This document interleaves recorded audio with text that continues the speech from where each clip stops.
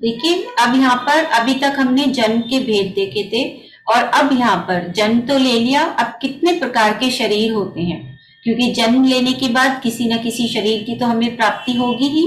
तो यहाँ पर शरीर के भेद बता रहे हैं और उनके नाम, ठीक है, 36 नंबर के सूत्र के माध्यम से। तो सभी लोग देखेंगे। औदारिक वैक्रियकाहारक तेजस कार्मणानि शरीराणि। औदारिक वैक्रियकाहारक तेजस कार्मणानि शरीराणि, यानी कि औदारिक, औदारिक का औदारिक, वैक्रियक और आहारक, तेजस और कार्मण, ये 5 प्रकार के शरीर होते हैं। ठीक है, कितने प्रकार के शरीर होते हैं? 5 प्रकार के शरीर होते हैं। औदारिक, वैक्रियक, आहारक, तेजस और कार्मण। तो यहाँ पर क्या बता दिया इस सूत्र के माध्यम से कि 5 प्रकार के शरीर होते हैं और उनके नाम भी बता दिए कि कौन कौन से वो शरीर होते हैं। आज देखिए बहुत छोटे छोटे से सूत्र निकलेंगे, ठीक है ना। तो जल्दी जल्दी, क्योंकि इसके अंदर कुछ होगा नहीं। तो अब ये भी बता रहे हैं इसमें कि औदारिक शरीर किस किस के होता है। तो जो औदारिक शरीर होता है, यानी कि पहले नंबर का जो शरीर होता है, वो मनुष्यों और तिर्यंचों के होता है, ठीक है। फिर जो दूसरे प्रकार का शरीर है वैक्रियक शरीर, वह देव और नारकियों के होता है। विक्रिया रिद्धि के धारी होते हैं वो, यानी कि छोटा बड़ा कैसा भी, लघु कैसा भी, किसी भी प्रकार का वो रूप बना सकते हैं। विक्रिया रिद्धि के धारी यानी कि वैक्रियक शरीर उनका होता है, ठीक है। हल्का भारी किसी भी प्रकार का वो शरीर बना लेते हैं।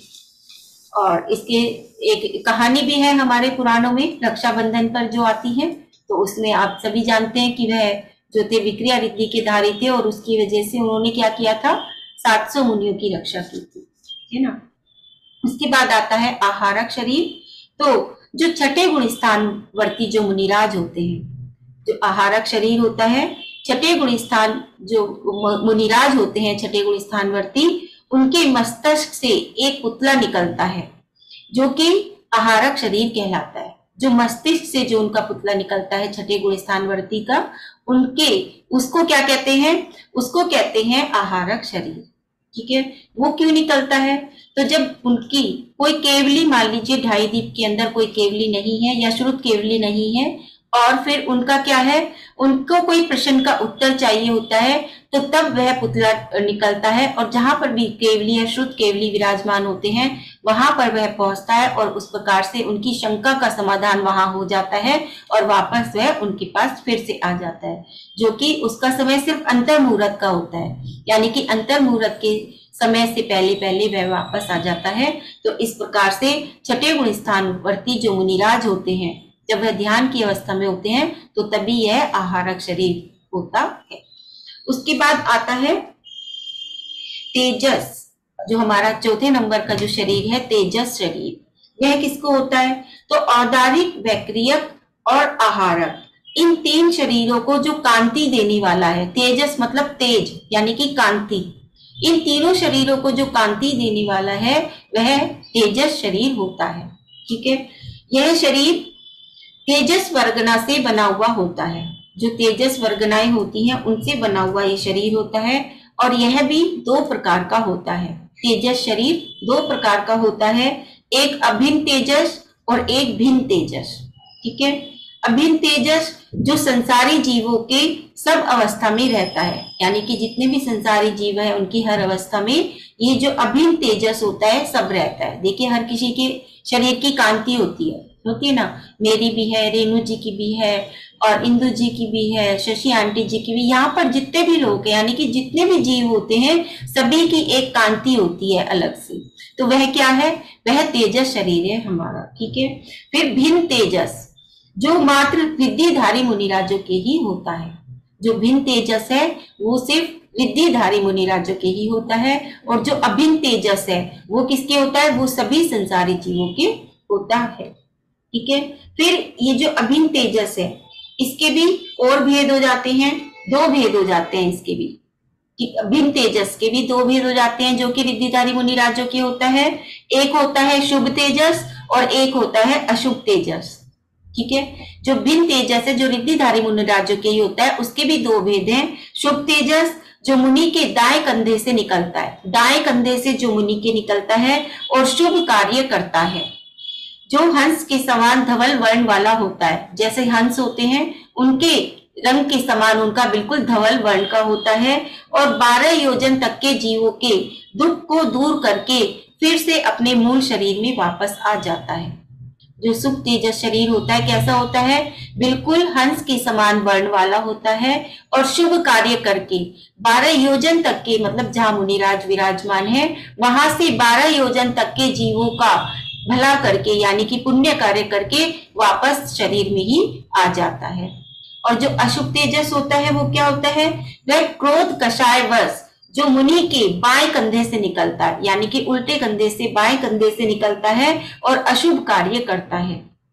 यह भी 12 योजन तक की वस्तु को क्या करता है, जलाने की क्षमता रखता है, यानी कि 12 योजन तक की जितनी भी चीजें हैं उनको जलाकर फिर मूल शरीर में ही प्रवेश कर जाता है।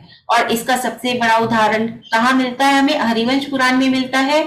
जो द्विपायन मुनि थे उनके कंधे से यह तेजस निकला था, और जो 12 योजन का जो द्वारका नगरी थी, 12 योजन की थी द्वारका नगरी, वह पूरी की पूरी द्वारका नगरी को जलाकर वापस कहां पर आ गया था, द्विपायन मुनि के ही शरीर में प्रवेश कर गया था, लेकिन वह उनको ही हान कर गया, यानी कि उन्होंने मुनिराज को ही क्या कर दिया था, वापस आकर जला दिया था अंत में। ठीक है, तो ये अशुभ जो क्रोध की अग्नि से निकलता है, यानी कि अगर मुनिराज को क्रोध आ जाए तो तब वह निकलता है जो अशुभ तेजस होता है। ठीक है, तो इस प्रकार से तेजस शरीर होते हैं। उसके बाद आता है कार्मण शरीर। कार्मण शरीर क्या है, जो हमारे 8 प्रकार के कर्म है, तो उन 8 कर्मों का जो समूह है वह कार्मण शरीर कहलाता है। ठीक है, उसको कहते हैं तेजस शरीर तक 4 शरीर और कार्मण शरीर की तरह आत्मा के गुणों को नहीं घातते। कार्मण शरीर के सहचारी हैं, इसलिए इन्हें 9 कर्म भी कहते हैं। ठीक है ना, तो ये थे हमारे शरीर, 5 प्रकार के शरीर। जो कार्मण और तेजस शरीर हैं वो हमेशा हमारे साथ रहते हैं और हमेशा आगे आगे तक जाते हैं। इसका वर्णन हालांकि आगे वाले सूत्र में निकलेगा। ठीक है, तो चलिए अब हम देखते हैं 37 नंबर का सूत्र। ये थे हमारे 5 प्रकार के शरीर और वो कैसे कैसे कार्य करते हैं, क्या क्या उनके नाम है, उसके सूक्ष्म रूप से यहाँ पर चर्चा हुई। और अब चलते हैं 37 नंबर का सूत्र, यानी कि इन शरीर की विशेषता क्या है। जो 5 प्रकार के शरीर हैं इनकी विशेषता क्या है वो इस सूत्र में बता रहे हैं। तो परम परम सूक्ष्मम, परम परम सूक्ष्मम, परम परम मतलब आगे आगे के शरीर क्या है, सूक्ष्म होते जाते हैं आगे आगे के। कैसे, औदारिक से वैक्रियक सूक्ष्म है। गिनती से याद रखेंगे, नंबर से याद रखेंगे। सबसे पहला औदारिक, फिर वैक्रियक, फिर आहारक, फिर तेजस और फिर कार्मण, इस तरह से हमेशा चलेंगे। ठीक है, तो जो औदारिक है उससे सूक्ष्म क्या होता है, वैक्रियक। वैक्रियक से सूक्ष्म कौन सा है, आहारक। ठीक है, आहारक से सूक्ष्म है तेजस, और तेजस से भी सूक्ष्म कौन सा होता है, कार्मण। तो इस प्रकार से आगे आगे के, यानी कि जो आगे आने वाले हैं वह सूक्ष्म होते जाते हैं। ये इस वाले सूत्र का उत्तर है, यानी कि मतलब है। ठीक है, क्योंकि इनका बहुत थोड़ा थोड़ा सा ही मतलब है, तो इसलिए अब आगे चलते हैं 38 नंबर के सूत्र की ओर चलेंगे, जिसमें औदारिक आदि जो शुरू के 3 हमारे जो शरीर हैं उनके प्रदेश के बारे में बात कर रही हैं कि जो शुरू के 3 शरीर हैं उनके प्रदेश क्या होते हैं। तो देखिए, प्रदेश तो संख्ये गुणम प्राग तेजसा, प्रदेश तो संख्ये गुणम प्राग तेजसा, यानी कि प्रदेश का अर्थ यहाँ पर परमाणु है। क्योंकि देखिए शरीर क्या है, परमाणु से बनता है। जो शरीर है हमारा किससे बनता है, परमाणुओं से। तो यहाँ पर प्रदेश को क्या लगा रहे हैं, परमाणु लगाना है। तो परमाणुओं की अपेक्षा से तेजस से पहले के जो शरीर हैं वो असंख्यात गुने असंख्यात गुने हैं, तेजस से पहले के। ठीक है, तेजस कौन से नंबर का था, 4 नंबर का, यानी कि चौथे नंबर पे तेजस था। तो उससे पहले के बता रहे, यानी कि 3, औदारिक, वैक्रियक और आहारक। ये जो 3 हैं ये कैसे हैं, असंख्यात गुने असंख्यात गुने हैं। अर्थात औदारिक शरीर में है, औदारिक शरीर और असंख्यात गुने हैं, और उससे भी असंख्यात गुने कौन सा है, वैक्रियक शरीर है, और उससे भी असंख्यात गुना कौन सा है, आहारक शरीर है। तो इस प्रकार से वो असंख्यात गुने हैं। ठीक है, फिर उसके बाद आता है हमारा 39 नंबर का सूत्र। अब उसमें जो दो हमारे बचे हैं शरीर, तेजस और कार्बन, उनके प्रदेश बता रहे हैं। अभी जो ये हमारा 38 नंबर का सूत्र था, इसमें तीन जो हमारे शुरू के जो तीन थे शरीर, उनके प्रदेश बताए थे, और अब जो हमारे लास्ट के दो शरीर हैं तेजस और कार्बन, उनके प्रदेश बता रहे हैं। तो ये क्या है, अनंत गुने परे। ठीक है, देखिए बहुत छोटा सा सूत्र है, अनंत गुने परे। परे मतलब अंत के दो। अंत के दो कौन से हो गए, तेजस और कार्बन, है ना। तीन का पहले बता दिया कि असंख्यात गुने हैं वो, और अब ये क्या है, तेजस और कार्बन, ये कैसे हैं, ये अनंत गुने हैं। यानी कि किससे अनंत गुने हैं, तो अंतिम कौन सा था हमारा, आहारक। तो आहारक शरीर से जो तेजस है वो अनंत गुना है, और तेजस से जो कार्बन है वह क्या है, वह भी अनंत गुना है। तो इस प्रकार से ये हो गए अनंत गुने, और जो पहले वाले थे तीन, वो असंख्यात गुने हैं। ठीक है, तो इस प्रकार से ये शरीर के प्रदेश हो जाते हैं। उसके बाद जो हमारा है 40 नंबर का सूत्र, वह है अप्रतिघाते। अप्रतिघाते मतलब बाधा रहित, अप्रतिघाते मतलब बाधा रहित, यानी कि तेजस और कार्बन, ये जो दो शरीर हैं ये अप्रतिघाती हैं। अप्रतिघाती मतलब ये कहीं भी चले जाएं, कहीं भी किसी वज्र में चले जाएं, किसी लोहे के गोले के अंदर चले जाएं, कहीं भी चले जाएं, यह बाधा रहित होते हैं। इन्हें किसी भी प्रकार की बाधा नहीं होती, यह कहीं भी जा सकते हैं। अप्रतिघाती यानी कि बाधा से रहित होते हैं। ठीक है, तो जैसे अग्नि लोहे के पिंड में घुस जाती है, वैसे ही ये दोनों शरीर भी विरजमय पटल में भी नहीं रुकते, यानी कि कहीं भी आ जा सकते हैं, कोई बाधा इन्हें रोक नहीं सकती। ठीक है, इन दोनों शरीर का टकराना किसी भी पदार्थ के साथ नहीं होता, मतलब ये कभी भी किसी से भी नहीं टकराते, कहीं भी आ जा सकते हैं। ठीक है, उसके बाद देखिए आहारक शरीर 2.5 दीप तक जा सकता है, इनके जाने की भी एक सीमा होती है। तो आहारक जो शरीर है तीसरे नंबर का, वो कहाँ तक जा सकता है, वो सिर्फ 2.5 दीप तक जा सकता है। वैक्रियक जो शरीर होता है वो त्रस नाली के भीतर ऊपर तो 16 स्वर्ग तक जा सकता है, और नीचे तीसरे नरक तक जा सकता है। वैक्रियक शरीर किसके बताया था, देव और नारकियों के। देव और नारकी कहाँ होते हैं, ऊपर होते हैं देव और नीचे होते हैं नारकी। ठीक है, तो नारकी में भी जो 7 नरक है उनमें भी ये बता दिया कि सिर्फ तीसरे नरक तक ही वैक्रियक शरीर होता है, यानी कि जो वैक्रियक शरीर वाले हैं वो कहाँ तक जा सकते हैं, तीसरे नरक तक जा सकते हैं। इसका एक उदाहरण ये भी है कि जब देखिए तीसरे नरक में कौन कौन है, अभी रावण और लक्ष्मण। लक्ष्मण भी कहाँ पर है, तीसरे नरक में है। तो जब सीता का जीव है जो कि 16वें स्वर्ग में है, तो वहां से वह जब संबोधन करने के लिए कोई भी देव गति से अगर जीव आता है तो वह सिर्फ तीसरे नरक तक जा सकते हैं। उससे नीचे के नरक में अगर कोई जीव है तो वह उसको संबोधन करने के लिए नहीं जा सकते।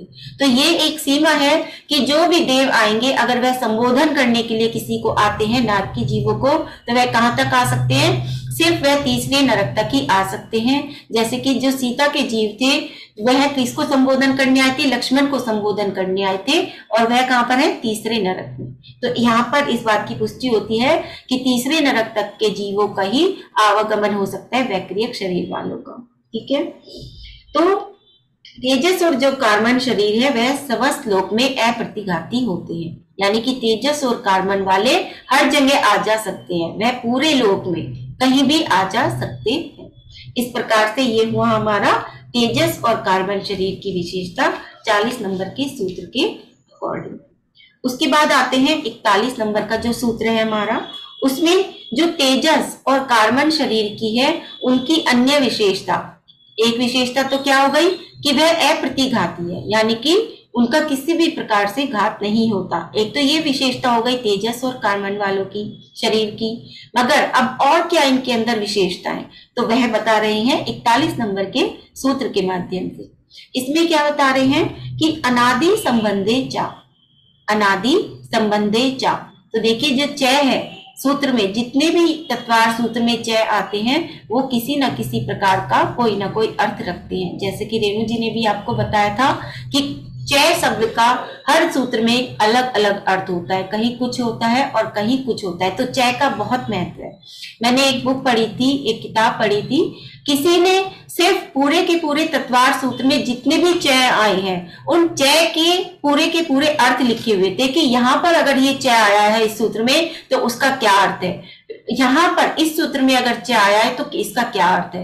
तो देखिए पूरे के पूरे सिर्फ च शब्द के ऊपर इतनी पूरी की पूरी बुक उन्होंने लिखी हुई थी। इस प्रकार से कितना एक एक शब्द का, एक एक अक्षर का कितना महत्व होता है, ठीक है ना। तो चलिए 41 नंबर का जो सूत्र है वह है अनादि संबंधे चा, यानी कि चा मतलब और, यानी कि क्या और, यानी कि जो विशेषताएं हम पहले बता चुके हैं इसके अलावा और क्या विशेषताएं हैं, यहाँ पर ये मतलब है इसका।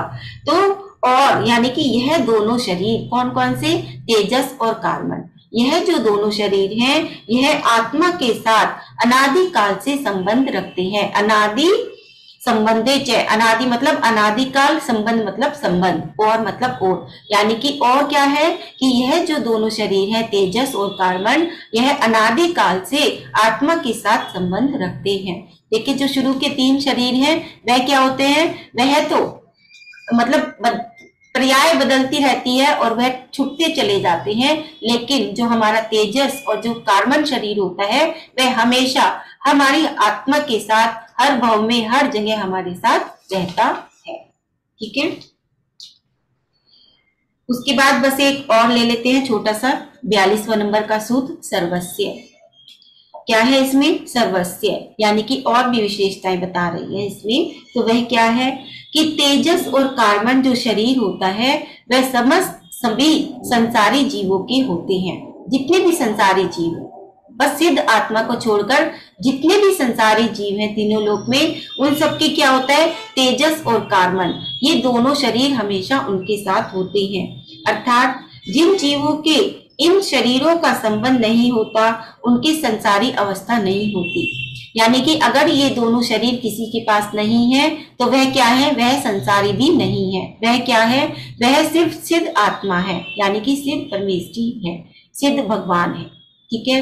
तो ये जितने भी संसारी जीव हैं उनके ये दोनों शरीर होंगे ही होंगे। ये तीसरी विशेषता बता दी तेजस और कार्बन शरीर की, ठीक है। और जो कार्बन शरीर होता है वह हमारा 8 कर्मों का समूह स्वरूप है, ठीक है। जो हमारे 8 कर्म है जो हमारी आत्मा के साथ लगे हुए रहते हैं, हम कहते हैं ना हमारी आत्मा के साथ ही हमारे कर्म चिपके हुए हैं। तो वह क्या है, वो जो चिपके हुए हैं वह एक ढांचा यानी कि एक आकार है, यानी कि वह क्या है, हमारा कार्बन, हमारे कर्मों का समूह। जो भी हम कर्म करते हैं वह हमारे उसमें चलते हैं हमारे साथ साथ, और वह शरीर ही संपूर्ण सांसारिक गतिविधियों के लिए बीज स्वरूप होता है।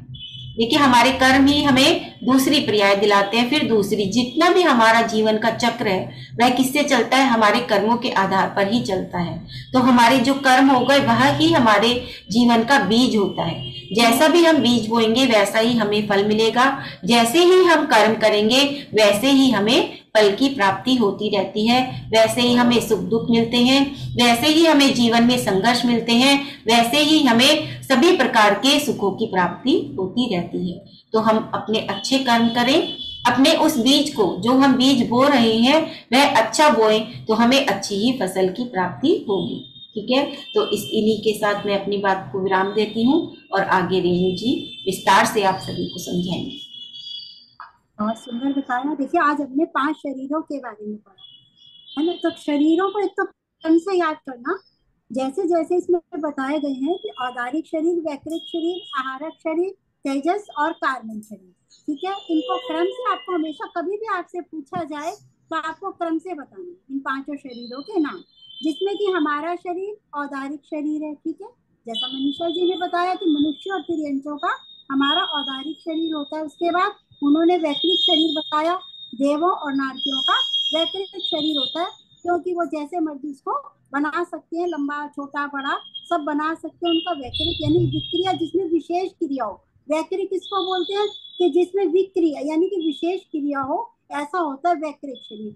आहारक शरीर छठे गुण स्थानवर्ती मुनि राज जिनको अपनी किसी प्रकार से जिज्ञासा का समाधान करना हो या किसी विशेष मुनिराज के दर्शन करने के उनके भाव बने, तो वो आहारक जो शरीर होता है वो मुनिराज अपने दाएं कंधे से आहारक शरीर को निकालते हुए और अंतर मुहूर्त में वो वहां पर स्पर्श करके जिस जिज्ञासा के लिए वो जाते हैं वो अंतर मुहूर्त में अपने शरीर में वापस आते हैं। और चौथा होता है तेजस शरीर। तेजस शरीर जो होता है हमारी शरीर को कांति देता है, हमारे शरीर के टेम्परेचर को मेंटेन रखता है और हमारे जो भोजन है उसको पचाता है। तेजस शरीर के 3 काम होते हैं कि शरीर को कांति देना और जो खाया हुआ भोजन है उसको पचाना और शरीर के टेम्परेचर को मेंटेन रखना। और कार्बन शरीर जो होता है वो तो उसके बिना तो देखिए हम संसार में भटकेंगे ही नहीं, हम मुक्त हो जाएंगे। तो कार्बन शरीर जो है उसी के कारण हम संसार में परिभ्रमण कर रहे हैं। तो सभी हमारे संसारी जीवों के कार्बन शरीर होता है, जैसे कि अभी आप समझ चुके हैं।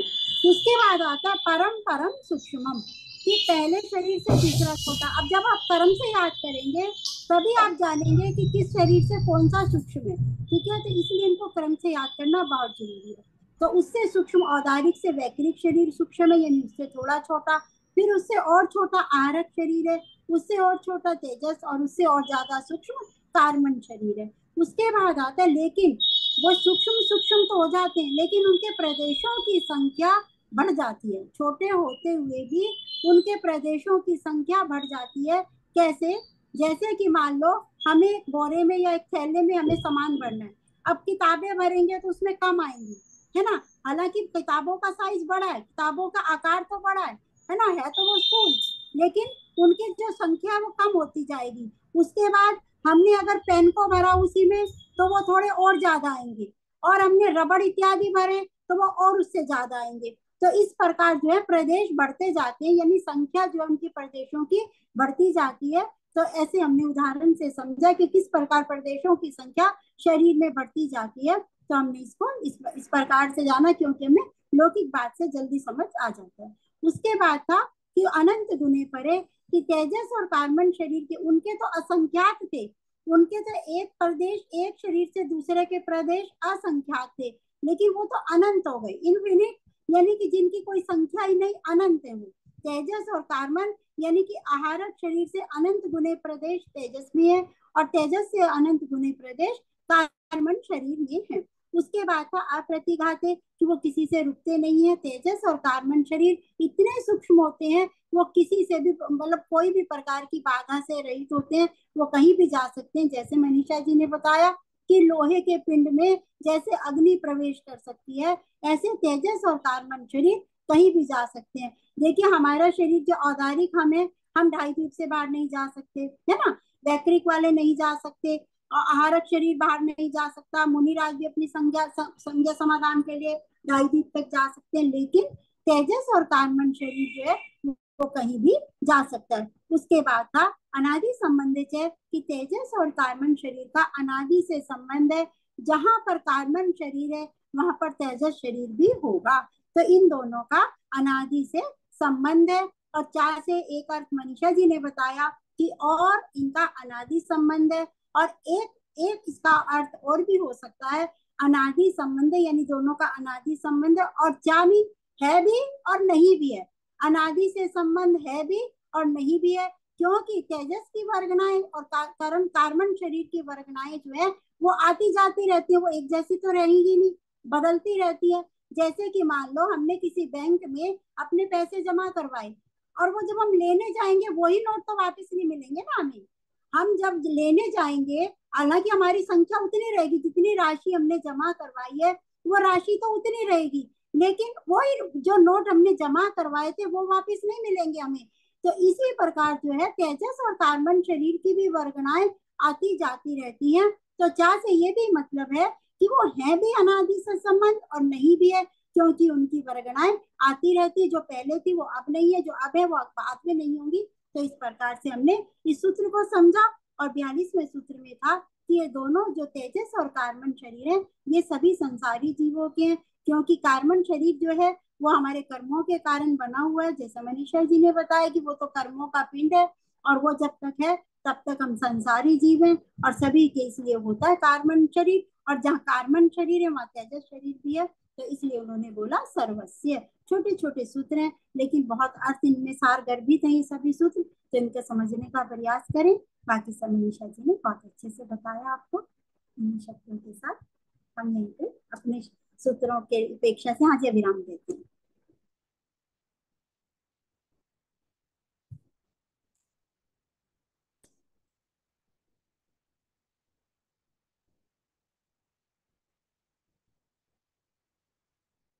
मनीषा जी आप अनम्यूट हो गई हैं, वो सॉरी म्यूट हो गई हैं आप, रोज म्यूट हो जाती हैं आप। हाँ। तो बहुत अच्छे रेणु जी, आपका बहुत बहुत धन्यवाद। बहुत अच्छे से समझाती हैं रेणु जी, उदाहरण के साथ समझाती हैं। ठीक है। और परसों 14 है, तो परसों दीपार्चना होगी। संडे का दिन है, मैं जानती हूँ छुट्टी का दिन है, लेकिन फिर भी मैं चाहती हूँ कि ज्यादा से ज्यादा संख्या में सभी लोग आए, और शाम को 7 बजे से ही दीपार्चना होगी। ठीक है, परसों 14 से 16 तारीख को। तो इस प्रकार से एक तो यही सूचना देनी थी। और अब है जो नंबर है वह है हमारा नियम का। ठीक है। तो नियम के लिए आज हम सविता जी को अनम्यूट करेंगे। सविता जी सबसे पहले भी वही आई थी और है भी इधर से सबसे पहले नंबर पे। कोई भी एक नंबर बता दीजिए आप। 5 5 5 पर है। ये तो देखो सभी जाते हैं यहाँ पर, सुबह जैन मंदिर जाएं, वो तो सभी जाते हैं जैन मंदिर। नहीं, जो नहीं जा सकते प्रमिला जी, आप वहां पर नहीं जा सकती, कोई बात नहीं, लेकिन जितने लोग हैं जो जाते हैं वो तो जाते ही हैं, और जो नहीं जाते वो भी जाए जैन मंदिर। एक और लें क्या नियम? तो आप ही बताओ, एक नंबर आप बता दीजिए रेणु जी। नहीं नहीं सविता जी एक नंबर और बोल दीजिए। 10 ये अच्छा आया है। कल टीवी देखने का त्याग है। ठीक है, टीवी का, कल टीवी देखने का त्याग है। ठीक है, हाँ ये अच्छा आया है। ठीक है, अच्छा जरूर देखेंगे। हाँ, जो अगर देखना चाहते हैं तो सिर्फ धार्मिक चीजें ही देखेंगे। हाँ, चलिए इतना लगा देते हैं कि अगर टीवी देखेंगे तो उसमें कोई सीरियल नहीं देखेंगे, कुछ नहीं देखेंगे, कोई पिक्चर नहीं देखेंगे। अगर देखेंगे टीवी कल तो सिर्फ धार्मिक चीज ही देखेंगे, यानी कि धार्मिक जिनवानी चैनल चलेगा, या फिर आपका हाँ पारस चैनल। पारस चैनल, बिल्कुल। मतलब जो भी धार्मिक चीजें, चाहे आप उसमें कुछ भी देखें, अभिषेक देखें या कुछ भी देखें। ठीक है, चलिए इतनी छूट दे देते हैं। कृष्णा आंटी कुछ पूछना चाह रही है, कृष्णा आंटी। हाँ आंटी जी। नंबर क्या बोला, नंबर बोलना हमने से दोबारा। एक तो 5 नंबर है और एक 10 नंबर, 2 हो गए हमारे, 5 और 10। तो 5 और 10, ठीक है ठीक है। एक तो टीवी जैन देखने का त्याग। टीवी का त्याग, लेकिन आप धार्मिक चैनल देख सकते हैं। ठीक है ओके। ठीक है। तो जो मंदिर नहीं जाते उनका दोनों नियम है कि कल मंदिर भी जाएंगे दर्शन करने। अगर आपके आसपास से 3 किलोमीटर के अंदर अंदर, तो कोशिश कीजिएगा कि दर्शन करके आ ही जाए। ठीक है, जो नहीं जाते। और साथ ही साथ टीवी देखने में सिर्फ धार्मिक चैनल देखने का छूट है, वरना और चीज नहीं देखेंगे। ये 2 नियम। ठीक है, बहुत अच्छा। हाँ स्वाति जी। जय जिनेन्द्र दीदी। जय जिनेन्द्र। दीदी कल 7 से 7:30 तक मेरी बेटी की